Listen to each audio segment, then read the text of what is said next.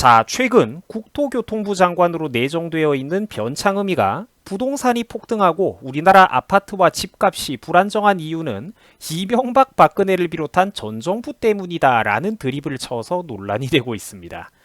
야, 이런 사람이 국토교통부 장관으로 들어와가지고 또 잘못된 부동산 정책 고집을 부리면 야, 이것도 아랫사람들, 우리 국민들만 박살이 나게 생겼습니다. 자, 사실 변창흠 후보자가 부동산 정책에 대해서 무능력과 잘못된 인식을 갖고 있다는 걸 보여주는 예시는 한두 개가 아닙니다. 심지어 얼마 전에는 이 양반이 이런 말을 한 적도 있었어요. 집값이 상승하는 이유는 부동산 카페를 비롯한 부동산 커뮤니티들 때문이다 라고 말이죠. 이제 인터넷 커뮤니티까지 나오는 겁니다. 자, 절대로 문정부의 부동산 정책이 잘못됐다 이런 소리를 하지 않는 겁니다. 오로지 남 탓, 오로지 남 핑계만 대고 있는 거예요. 전 정부를 탓하는 건 이제 그냥 기본 패시브 스킬이고 숨쉬는 것과도 같이 자연스러운 것이고 심지어 인터넷 카페나 인터넷 커뮤니티 탓까지 하고 있다라는 것입니다. 국민 탓을 하고 있는 거죠. 자, 보면 아시겠지만 변창흠이는 이제 이명박 정부가 주택가격 상승에 기반을 마련했다면서 이명박 정부가 도대체 언제적 정부인데 이거를 탓을 하고 있고 또 그 다음에는 부동산 주택 시장이 상승세로 전환된 이유가 박근혜 정부의 정책 때문이었다라며 또 전 정부 탓을 하고 있었습니다. 자기들이 집권한 지가 벌써 몇 년인데 말이에요. 자, 그런데 방금 전 변창흠 본인이 직접 말한 것만 봐도 우리가 알 수 있습니다만 이명박 박근혜 정부는 부동산에 있어서 규제를 완화하는 정책을 펼쳤습니다. 투기 지역을 해제하고 투기 과열 지구를 해제하고 대출 규제도 완화해주고 양도소득세, 종합부동산세 등등 여러가지 세금 규제를 전부 다 완화를 해줬어요. 지금 사실 우리가 보기에는 꿈같은 얘기들이죠. 이명박 박근혜 정부 시절에 보여줬던 부동산 정책은 크게 봤을 때 대부분 세금을 줄이고 규제를 풀어주는 쪽으로 지금의 문정부가 가지고 있는 부동산 정책의 기조와는 정반대였다라는 것입니다.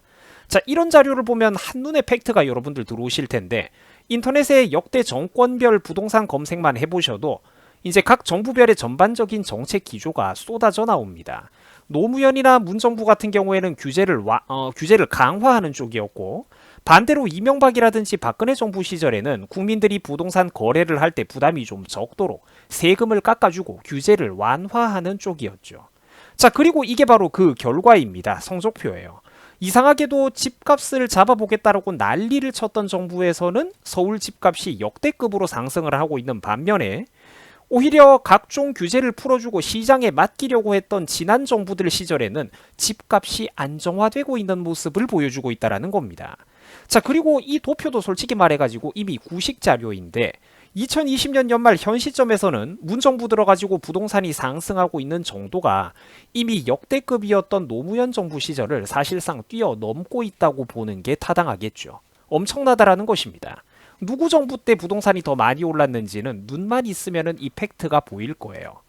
자, 보시면 아시겠지만 역대 정부 임기 전반기 주택가격 상승률 팩트 자료를 살펴보면 서울 집값 상승률이 지난 박근혜 정부 시절에 6배가 넘도록 문정부 들어서 올랐습니다. 문정부의 서울 집값 상승률이 박근혜 정부의 6배가 넘어요. 우리가 이거를 보면은 한 가지 중요한 교훈을 얻을 수가 있습니다. 시장경제 원리에 정부가 어설프게 개입을 하면 반드시 그 대가를 치른다라는 사실 말입니다. 지금 우리나라 부동산 정책의 핵심적인 원인 가운데 하나는 바로 정부의 잘못된 부동산 정책이 오히려 악순환되고 있다는 것입니다. 오히려 역효과를 낳고 있고 시장 충격 현상만 낳고 있다는 점입니다. 이미 여러 통계 자료들이 사실관계를 증명하고 있는데도 불구하고 변창흠은 문정부의 각종 세금 인상과 부동산 규제에 찬성하는 발언을 해대고 있습니다. 심지어 지금보다 규제와 보유세를 더더욱 강화해야 된다는 소리까지 하고 있으니까 제가 지금 여기 주황색으로 밑줄 쳐놨죠. 변창흠 씨는 오히려 문정부가 잘했다고 하고 있고 지금보다도 세금을 더 많이 강화해야 된다는 소리까지 하고 있습니다.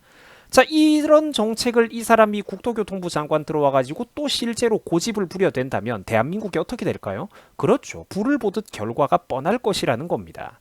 자, 집값이 앞으로 지금보다도 계속 더 오르던지 안 그래도 최소한 지금도 부족한 각종 전세 매물들이 앞으로 더더욱 줄어들게 될 것입니다. 자, 월세 가격의 역대급 폭등은 앞으로도 계속 이어질 것이고, 그렇게 되면 결국 피해를 보는 것은 바로 힘없는 우리 같은 국민들, 서민들이 된다라는 거죠. 다른 거 다 떠나가지고 100번 양보해가지고 다 봐준다고 쳐도 지금이 벌써 이 정부가 들어온 지 집권 몇 년 차인데 아직까지 전 정부 탓을 하는 게 말이나 될 노릇입니까?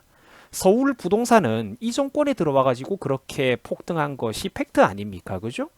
항상 이 사람들 하는 말이 있습니다. 다음 분기에는 연말에는 안정화가 될 것이다. 내년에는 안정화가 될 것이다. 라고 하는데 그 안정화는 도대체 언제 찾아오냐라는 것이죠. 본인들이 부동산 시장의 불안정성을 가속화시키고 있다라는 겁니다. 가중시키고 있다라는 거예요. 부동산 정책에 접근하는 근본적인 정치 철학 마인드 자체가 잘못됐다라는 걸 인정하지 못하는 이상 근본적인 대한민국 부동산 문제의 해결은 결코 영원히 불가능할 것입니다. 자, 여러분들 수고하셨습니다.